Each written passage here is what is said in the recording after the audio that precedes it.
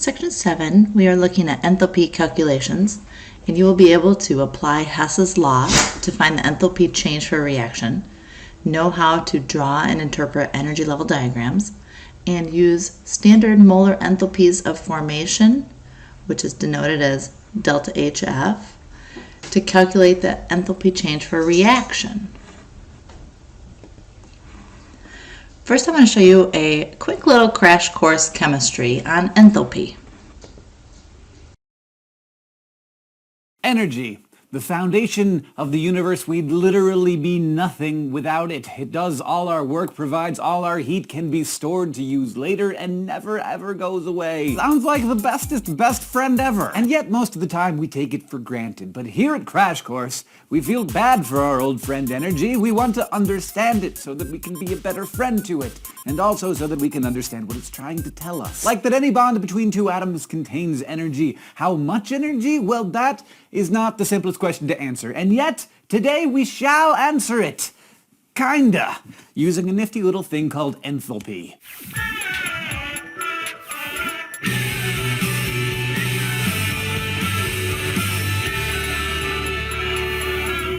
Last time we learned about internal energy and the two ways that it can be transferred, by heat or by work. And heat and work are useful concepts, but they have limitations, particularly that it is extremely difficult to figure out how much of which one is being done. Work is energy transferred to the motion of objects, while heat is energy transferred to the motion of atoms and molecules. But for any given change in energy, the split between work and heat could be pretty much anything, as long as there's some going to each. Say my car is at the top of a hill and there's a frozen banana stand at the bottom. If I roll down with my brakes on, lots of heat will be transferred into my brake pads and my brake discs, and I will kind of like very slightly knock into the frozen banana stand, doing a tiny amount of work on it. But if I am reckless and insane, very little heat will be generated and my car will do a huge amount of work on the frozen banana stand. Both paths transfer the same amount of energy, but one produces very little heat and the other produces a ton. And so we say that heat and work are pathway dependent. The amount of heat or work done depends on the pathway you take. The change in energy, on the other hand, is the same in either case.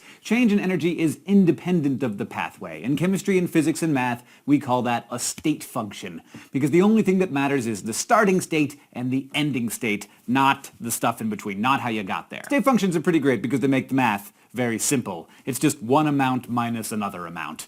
It would be pretty fascinating to know exactly how much energy is tied up in a molecule. Unfortunately, it's next to impossible to know that number. It's too big, and there are too many boxes where all that energy could be hiding. It's like trying to measure the total volume of the ocean. Like, good luck. However, since energy, like volume, is a state function, we can very easily talk about the change in energy. Just like if you dump a 2-liter Mountain Dew into the ocean, you can't tell me how many liters are in the ocean, but you can say that that number has changed. It has just increased by 2. In the same way, we're interested in energy being transferred in or out of a system because of chemical reactions. And in many cases, all we're interested in is the heat part. For example, if I burn a pile of wood, I care about the heat being generated, not the work being done by the volume increase or by the rising smoke. So dealing with the whole internal energy equation would kind of be overkill. What we really need is a state function based on the loss or gain of heat in chemical reactions. Which, yes, is what enthalpy is for. In addition to being a silly-sounding word, enthalpy, which is represented by an equally silly capital H,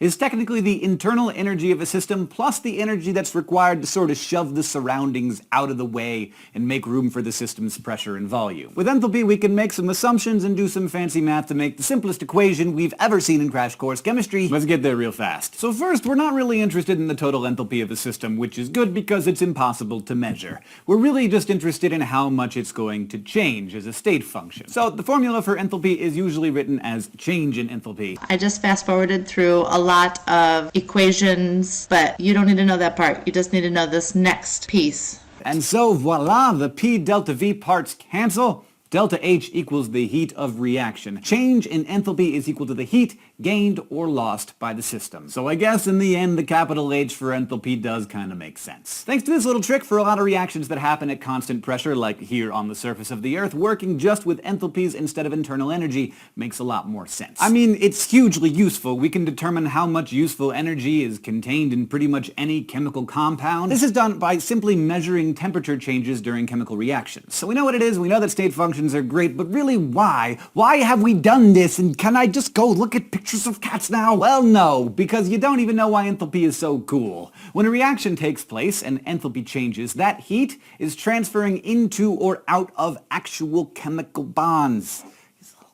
Atoms and molecules reacting so that they contain more or less energy, and that energy is either released to or taken from the environment as heat. Those bonds are nothing but energy, and using enthalpy we can measure how much energy they have. And we measure enthalpy with a weird little science called calorimetry. In calorimetry we have a reaction take place inside an insulated vessel, like a thermos basically, and measure how much the temperature changes, which we can then link directly to heat and thus enthalpy change. Hopefully that sounds like fun, because more about the ins and outs of this are coming in an episode on how to measure enthalpy. Scientists have actually done a lot of the calorimetry footwork for us, so we can actually predict how much heat a chemical reaction will produce. You might not understand what's so great about that, but just imagine, because I live here in Montana, where winters are pretty wintry, I could invent a hand warmer just by doing some calculations on paper, without driving to Texas to buy the stuff and do all kinds of expensive experimenting. For that, we have to thank good old Sherman Hess. No, not Hermann Hesse, the gaunt, balding Swiss author and poet. Sherman Hess, the gaunt, balding Swiss author and chemist. Yeah, even the history parts of chemistry are confusing. Hess was a chemist, geologist, professor, author, and doctor, and he also got a law named after him, which is pretty much the highest honor you can get as a chemist. Hess's law, which also kind of led directly to the first law of thermodynamics. Kind of a big deal. Not bad. Hess's law says that the total enthalpy change for a reaction doesn't depend on the pathway it takes, but only on its initial and final states. Sounds pretty familiar, right? As long as you start with the same reactants and end with the same products, the enthalpy change is the same. In order to study this stuff carefully, he looked at the standard enthalpies of formation of the reactants and the products of a reaction. To define standard enthalpy of formation, I'm first going to define what a standard state is. Basically, it's just a set of criteria so that chemists can all be studying stuff under the same conditions. Chemicals in their standard state are at 25 degrees Celsius and 1 atmosphere. Standard enthalpy of formation is the amount of heat lost or gained when 1 mole of a compound is formed from its constituent elements, and of course all of those elements have to be at their standard states. Since absolute enthalpy is unknowable, though, we have to be measuring from a baseline, and that baseline is the individual element's most stable form at standard state. That most stable form is defined as 0. Values for compounds are measured from that 0 baseline, and then the standard state values can be used to calculate the enthalpy change for any reaction, even hypothetical ones. Hess's law is often stated in terms of standard enthalpies of formation. The enthalpy change for a reaction is equal to the sum of the standard enthalpies of formation of the products minus the sum of the standard enthalpies of formation of the reactants. Thanks to many hardworking chemists, the standard enthalpy of formation has been measured for hundreds of compounds. We can just look them up in charts and plug them into Hess's law. Speaking of which, here is Hess's law as a mathematical formula. Pretty fancy looking, but it says exactly the same thing. The enthalpy change for a reaction equals the sum of the standard enthalpies of formation of the products minus the sum of the standard enthalpies of formation of the reactants. That pointy little funny E-looking thing is the capital Greek letter sigma, and it means the sum of. NP and NR are the moles of each product and reactant respectively. We have to factor that in because remember the standard enthalpy of formation is measured for just 1 mole of the substance. If the chemical equation uses more than that, we have to multiply the standard enthalpy of formation by the number of moles in the equation. Again, I have just the thing for the calculating. Exhibit A, a hand warmer. It gets warm because of an exothermic chemical reaction, and I'm very happy the inventors knew how to calculate the enthalpy change of chemical reactions. They chose one that releases just enough heat quite slowly to heat up my hands nice and warm without burning them off. The reaction combines an iron powder, which is in here, and oxygen, which diffuses through the membrane of the little packaging. It forms iron 3 oxide, the main ingredient in rust. To calculate the enthalpy change of the reaction, or heat of reaction, we simply find the delta HF of all of the reactants and products, either in the back of most textbooks or on Google, and plug them into Hess's law. Delta H of formation of elemental iron and oxygen oxygen are 0 by convention. When in doubt, find them in the same table. And the delta H of formation of iron 3 oxide is listed as negative 826 kilojoules per mole. First, we have to make sure that we have balanced the chemical equation, so do that, number one. Second, let's look at Hess's law and figure out what our products are and what our reactants are and stick them in. Then, plug in the number of moles for each of our products and reactants. Bang on your calculator and realize the delta H of the reaction is negative 1,652 kilojoules. So the reaction of 4 moles of iron powder, which is about 223 grams of iron, releases 1,652 kilojoules of heat. All that energy locked away in chemical bonds and then released as heat to my aching, frozen fingers. Better living through chemistry. Hopefully, a lot of that was review from previous sections, but some of this is new, and we are going to focus on Hess's law definition right now. So Hess's law states that if a reaction is the sum of 2 or more of other reactions, the delta H for the overall process is the sum of the delta H values of those reactions. What does that mean, and why would we need to use this Hess's law? Well, let's look at an example. Enthalpy changes for a reaction can be measured by calorimetry for many, but not all chemical processes. For example, if we look at this equation, we have the oxidation of carbon to form carbon monoxide. The primary product of this reaction, when I have carbon plus oxygen, the product wants to form CO2, not even CO. It wants to form carbon dioxide, even if a deficiency of oxygen is used. So as soon as carbon monoxide, or CO, as soon as this product is formed, it will react with oxygen to form CO2. So it's not possible to measure the change in enthalpy for this reaction by calorimetry because the reaction cannot be carried out in a way that allows CO, carbon monoxide, to be the sole product. So the enthalpy change for the reaction forming CO from carbon and oxygen can be determined indirectly from enthalpy changes of other reactions for which we do know delta H values that have been measured. This allows us to use Hess's law. The oxidation of carbon to form carbon monoxide can be determined indirectly from thermochemical data that's been obtained from 2 reactions that have been studied by calorimetry. These 2 reactions are right here. These are called our elementary equations. What we do know is that carbon monoxide plus half of O2 react to form CO2. And again, remember, when we have these delta H values, our enthalpy values of formation, it's to form 1 mole of our product. We look at equation, we're going to call this elementary equation 1 and elementary equation 2. We can see that carbon monoxide plus half of an oxygen gives me carbon dioxide, and then I know the delta H for that. We also know that carbon plus O2 gives us CO2, and we know the delta H of that. We can manipulate these 2 so that when added together, they yield the desired net equation. We call this our net equation.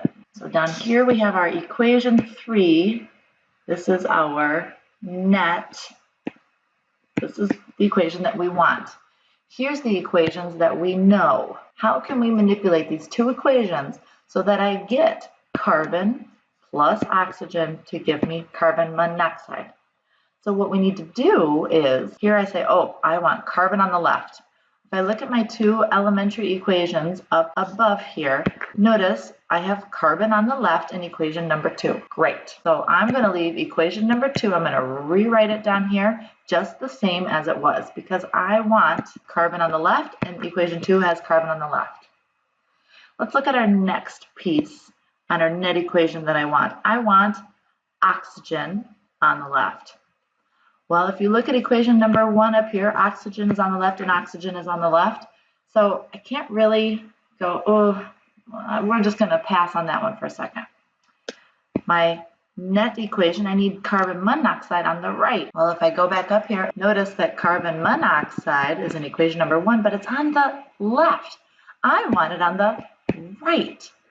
So we can manipulate equation number 1 and we can flip it. If we flip equation number 1, and notice that this is called equation 1 prime, If we flip it, which we can do, instead of having a combination reaction, it's just a decomposition reaction. So notice that I have CO is now on the right, plus half of an oxygen also on the right, and that my CO2 is now on the left. All I did was flip that equation. If I do that, though, I have to take my delta H and flip the sign. So notice I went from negative 283 to positive 283. Now we just simply add up what's on the left and what's on the right and cancel out spectators. So hold on, we're going to get a different color here. So when we want carbon, we have carbon that's going, there's no other carbons on the right that's going to cancel it out. So carbon's going to drop down. We're going to come back to oxygen here in a second. Notice that on the right side of my arrow, I have CO, which is going to drop down here. Now, why is there not CO2? Well, because I have CO2 on the left of an arrow and CO2 on the right of an arrow. They cancel each other out. Now, you might go, well, wait a second. I have oxygen on the right and oxygen on the left. Why is there not oxygen on the right in my net equation? Well, because I have half of an oxygen over here and I have a whole oxygen on the left. So therefore we need to find the difference. If I have half and a whole, this half is going to go away and leave me on the left with a half of an oxygen. I have carbon plus half of an oxygen to give me CO. That is my net equation. So then all we do to find my delta H, my enthalpy for this net equation, I just add the enthalpies of my elementary equation. And remember, we had to flip the sign. That was it of the first one. So we can just add these together now. Positive 283 plus a negative 393 to get the delta H for carbon plus half of an oxygen to give me carbon monoxide. So going back to look at our Hess's law definition that says, if a reaction is carried out in a series of steps, the delta H for the reaction will be equal to the sum of the enthalpy changes for those individual steps, just like what we saw. And to do that, we manipulate the equation to get what we want on the left and on the right side of those equations.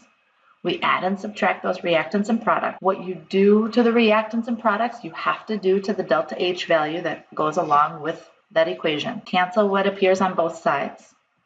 Look for what is on the appropriate side and what needs to be canceled. Worry about the numbers last. So delta H is a state function, right?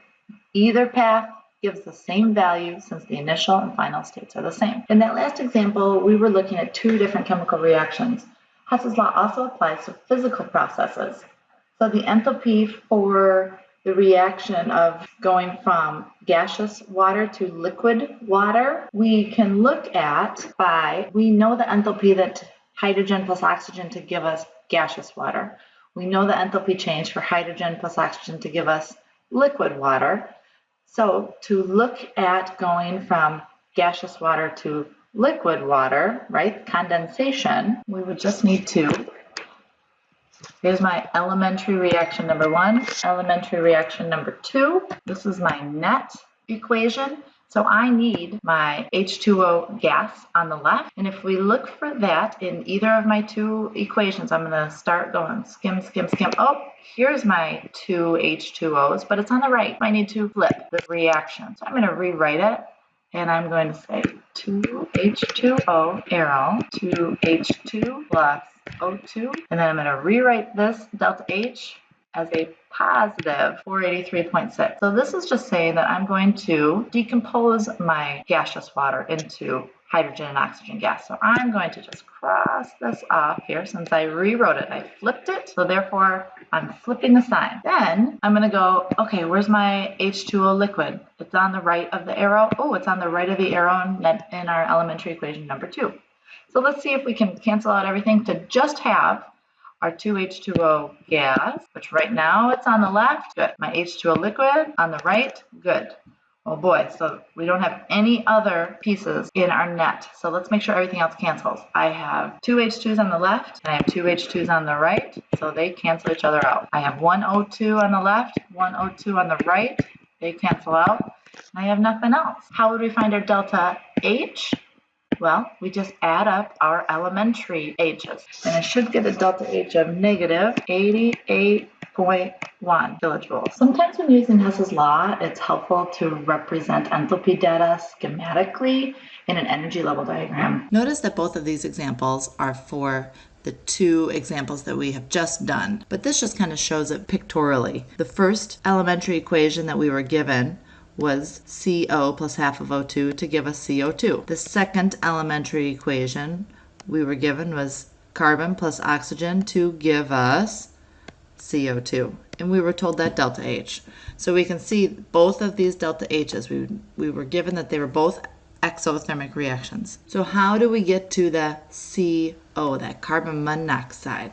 And so that's where we're able to see that, oh, we can find that delta H by taking, which is, we'll call this number 3 or our net, the opposite of delta H number 1 plus delta H number 2 to get us this piece right here. We want that in between to form the carbon monoxide. So that is this section. And then for example number 2, this energy level diagram is showing us that I have hydrogen plus oxygen to give me gaseous H2O. This is showing me hydrogen plus oxygen to get to liquid H2O. And here I can find the difference between the two of those. For the problem that we did, we found that it was for every 2 moles of water. We found that it was negative 88. Well, in this case, it's showing us that we have 1 mole of H2O gas turning into 1 mole of H2O. So notice that it's half of the amount of energy. This is just showing us that quantity of heat is independent of the path that it takes. Let's look at a few examples. Here I have elementary reaction number 1 and elementary reaction number 2. I want to get, this is my net, my target equation. I want to get P4 on the left plus 6Cl2 to create 4 PCl3 in liquid form. We want to find out that enthalpy for this reaction. Now here's enthalpy for 2 other elementary reactions that we were given. And again, we could find these in the back of our book in the appendix. These are known standard enthalpies. So let's try to get to this one. The first thing we need to do is, by no other reason than it's just listed first, we want P4 on the left. So let's find P4. Oh, here it is. P4 is on the left in our elementary reaction number 1. Which is great. That's where we want it. So I'm just going to rewrite this number 1 just the way it is. Great. Next, I need chlorines on the left. Well, I've got chlorines on the left on both of them. So I'm just going to skip to my product. I want PCl3 on the right. PCl3. Oh, here we go. PCl3 is right now in elementary reaction number 2. But it's on the left. So we definitely need to flip this reaction. Also notice that I want 4 PCl3, 4 moles of it. Right now I have 1 mole of it. So not only do I need to flip my reaction to get it where I want, I also need to times it by 4. So let's do that. First I'm going to multiply everything by 4, just because that's easy to do right here. 4, 4, and let's see, I don't want that to get confused. 4. But remember, whatever I do to this, I have to do to my delta H. So let's do that. Negative 123.8 times 4. And remember, since I'm flipping it, I'm also changing the sign. So this is going to become positive 495.2 after I flipped it and multiplied it by 4. Let's rewrite what we just did. And my delta H for this first one, negative 1774.0. Delta H for the second one we just found was plus 495.2. All right? Now let's see if this gets us our target equation. We need P4 plus 6Cl2, give us 4 PCl3. Let's see if we have anything that can cancel out. Notice I have 4 PCl5 on the left, 4 PCl5 on the right. Good. We want those to cancel out. We don't have that in our target equation. Let's see here. I've got P4, which is good, on the left. I've got chlorines and chlorines. I'm going to come back to that one.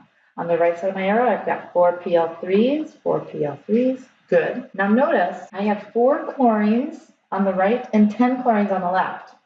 Well, we're just going to simplify.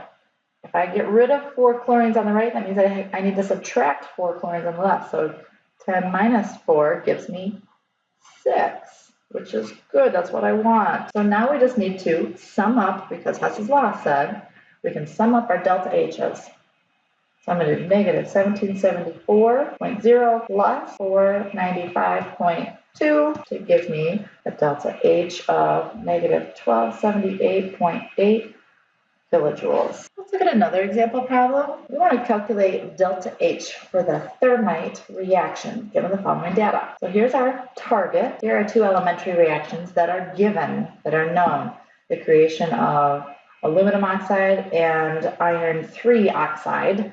But I want this reaction. So I'm going to just write this underneath here. So I'm going to start, again, this is my target, and this is my elementary number 1 and number 2. We need to manipulate those to get what I want. Because it's number 1 listed first, I need 2 aluminums on the left.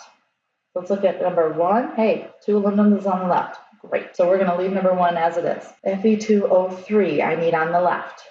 Fe2O3 on the left. Oh, here it is, but it's on the right. So I need to flip number 2, which means I need to flip its sign to positive. I need Fe on the right, which if I flip this, I will have Fe on the right. And Al2O3 on the right. Al2O3 is on the right. So let's rewrite number 1 and 2 to see if that gets us where we need. Okay, so we're going to leave number 1 alone. So we've got 2Al plus 3 halves O2, Al2O3. And then number 2, I flipped this. So I have Fe2O3 to Fe plus 3 halves O2. And then my delta H here, we left the same, negative 1669. And delta H here, I flipped it, so it's plus 822.2. So now let's see if we can cancel anything out and get to our target equation. Okay, we've got our 2 aluminums, good.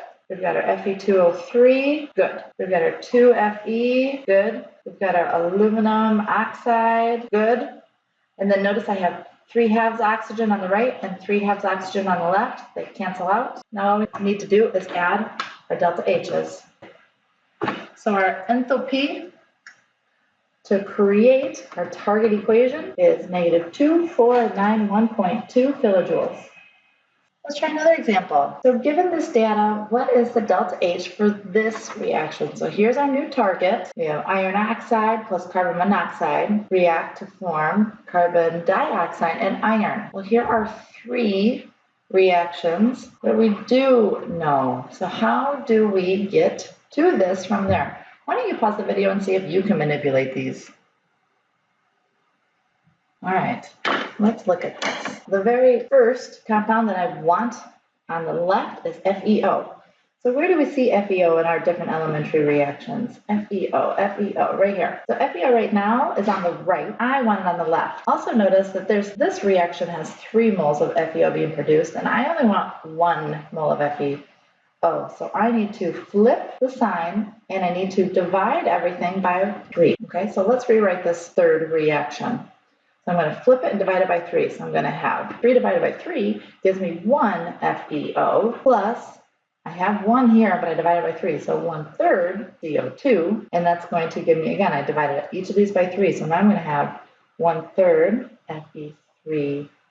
Fe3O4 plus 1/3 CO, and that's going to give me a delta H of, I'm going to flip my sign, so negative 38 divided by 3. What does that give us? Negative 12.7. We redid number 3, so I'm going to just process off because we have rewritten number 3. Next, I'm going to go, okay, we need CO on the left. Well, right now I've got CO on the right, and I've got some COs on the left, but that one gets a little hairy, so we're going to skip that one. Let's see if we can find CO2 on the right.